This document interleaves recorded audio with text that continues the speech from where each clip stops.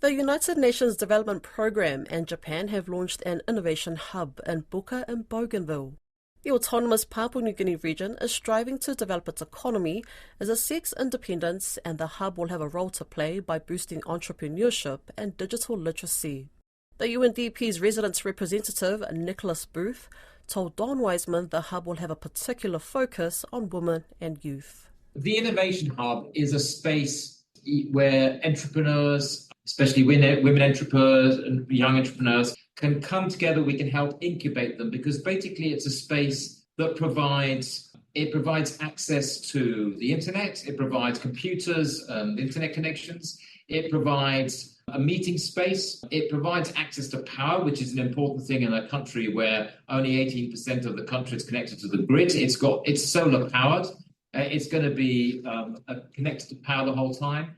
There's a space for the local woman political leader to be there. So there's a space to be able to connect with local politicians. There are going to be spaces for banks. And basically, this is how we hope to help incubate the successful businesses of Bougainville's future. Will there be mentors there, or are these people going to be left on their own? Yes, there are going to be mentors. And I should say these innovation hubs, they're part of a larger project. I mean, we've already trained over 300 people. More than 80% of them are women. I think 15% of them have been under the age of 24. So a real focus on training the future women and young entrepreneurs of Bougainville. And we've developed a training course for them that we've administered. And it's actually won awards. It won the Australian Innovation Award because it was a training course that was really developed in consultation with people in Bougainville, with entrepreneurs in Bougainville, and reflecting their needs, and the innovative nature of it has been recognised. It got the Australian Good Design Award last year. We were very proud of that. So that training we've been doing since the end of 2022. So the training and the mentorship are an integral part of it. But of course, business thrives on connection, innovation and entrepreneurship thrive on connection. So we also need to be able to provide these entrepreneurs with access to the internet, access to power, access to finance, and access to connect with each other. And in Bougainville, as elsewhere, those kind of spaces to meet and access are not really often available.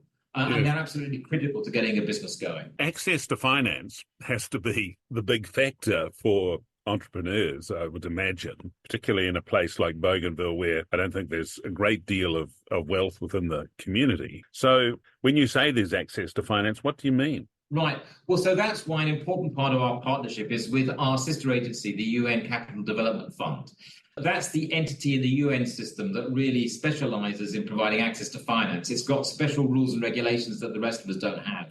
It's an expert in providing access to microfinance. One of the big problems, Don, I'm sure you're aware, across PNG and Bougainville as well, is that the cost of capital is extraordinarily high. I mean, very often prohibitively expensive. Interest rates can be up in the 30% and so on. And we work, and the UNCDF in particular works with microfinance institutions to bring the cost of capital down and make it easier. So, I mean, on the one hand, CDF is an expert in training entrepreneurs, in strengthening their financial literacy. So there's that part too. There's a capacity building and training part in helping startup businesses just strengthen their muscle, their financial muscle, their bookkeeping muscle, and increase their financial literacy. But we also have to help them get access to capital. And that's what, in partnership with UNCDF, we hope to be able to do. We work in particular with the National Development Bank and with the Women's Microbank Limited, known as Mama Bank. And I think we're also going to provide spaces. So I think, National Development Bank has told us they actually would like to open branches actually at our innovation hubs that will enable them to have a presence in Bougainville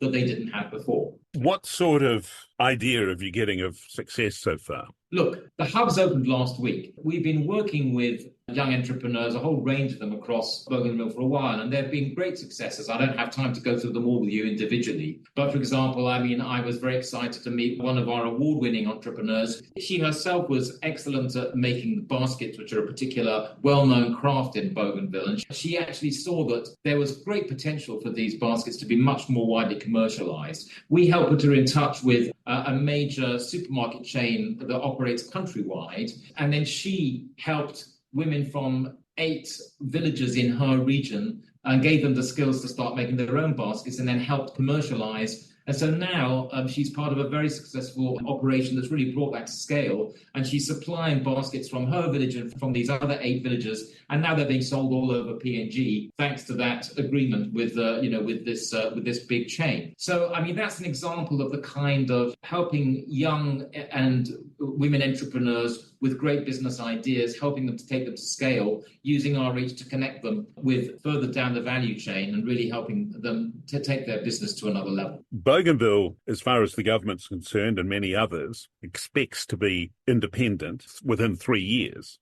Is it going to, in that time, be able to fashion a viable economy so it can survive? Well, strengthening the economy and revitalizing the economy for Bougainville is going to be absolutely essential to its progress and prosperity, irrespective of the path. And of course, I can't comment on the future. I can't predict the future. And the process for determining Bougainville's future is in others' hands. But whatever direction that process takes, it's absolutely certain that economic transformation, revitalization is absolutely, on any view, going to be absolutely essential for Bougainville's future progress and prosperity. And the question is, how much help can we give it? How quickly can we catalyze it? And we work very closely with the authorities and the people of Bougainville to realize their aspirations. And those aspirations, whatever they are, will certainly involve economic rejuvenation and transformation.